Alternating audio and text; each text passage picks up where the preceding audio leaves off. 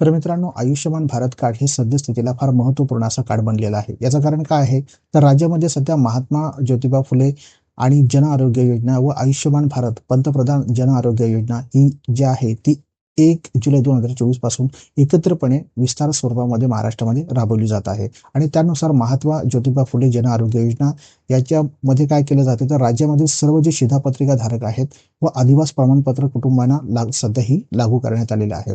म्हणजे काय आहे, तर ही योजना जी आहे ती सर्व शिधापत्रिकाधारक आहेत महाराष्ट्रातील सगळ्यांना लागू करण्यात आलेलं आहे. आणि त्यामुळे काय झालेलं आहे, तर ह्या एकत्रित योजनेअंतर्गत राज्यातील अंदाजे साधारणपणे 12.74 कोटी एवढ्या लोकांना हा लाभ मिळणार आहे.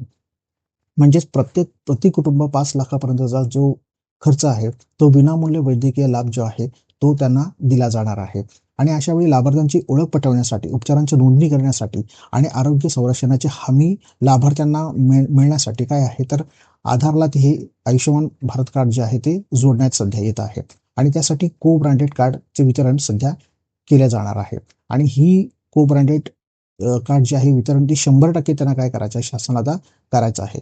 अशा वेळेस हा निर्णय फार शासनाचा महत्त्वपूर्ण असा हा निर्णय असणार आहे. तर काय शासन करणार आहे, तर बघा संपूर्ण देशामध्ये एक समान को ब्रँडेड आयुष्यमान भारत कार्ड जे आहे तो देण्याचा निर्णय जो आहे तो राष्ट्रीय आरोग्य प्राधिकरण यांनी घेतलेला आहे. आणि ते काय केले जाणार आहे, त्या दृष्टीने राज्यभरातील महानगरपालिका क्षेत्रामध्ये साधारणपणे 1 ते 20 डिसेंबर या कालावधीमध्ये हे वितरणची मोहीम हाती घेतली जाणार आहे.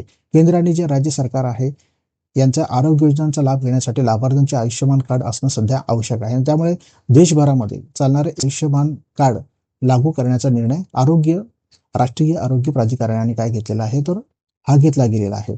आणि अशा वेळेस अंगणवाडी सेविकांची येथे मदत घेतली जाणार आहे. तर त्यासाठी शासन काय करणार आहे, तर अंगणवाडी सेविका, स्वस्त धान्य दुकान चालक, आपले सरकार सेवा केंद्रातील कर्मचारी यांची शासन काय घेणार आहे, तर मदत घेणार आहे. आणि हे जे कर्मचारी आहेत जे घरोघरी भेटी देऊन आयुष्यमान कार्ड आहे ते तयार करायचे आहे त्यांना.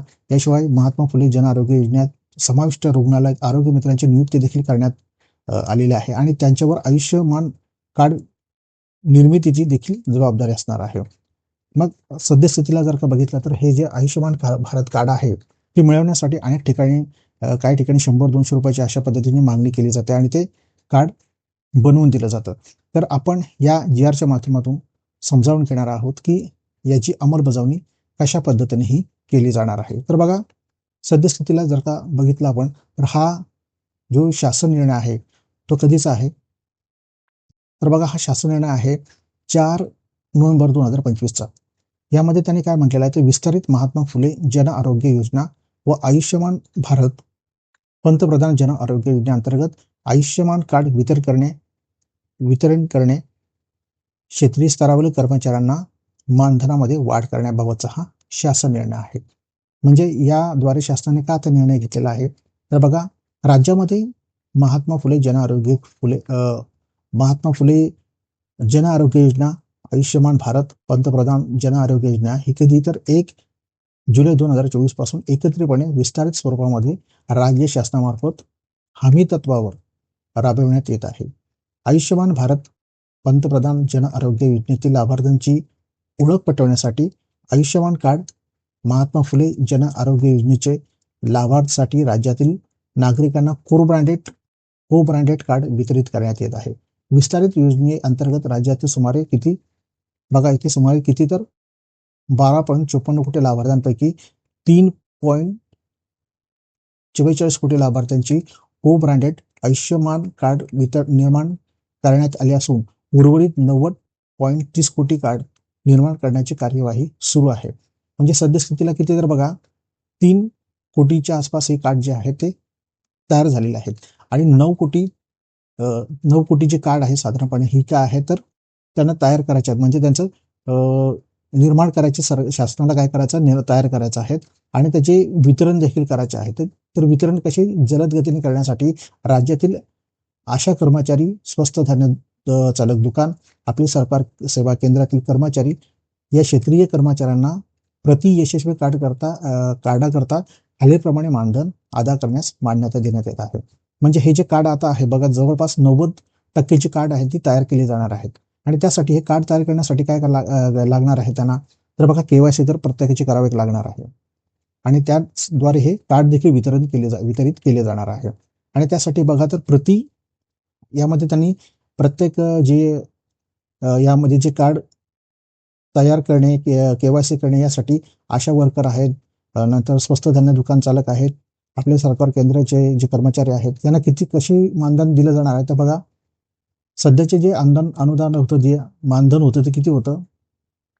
प्रति यशस्वी केवायसी ₹5 आणि सुधारित आता किती दिलं जाणार आहे त्यांना? तर ₹20.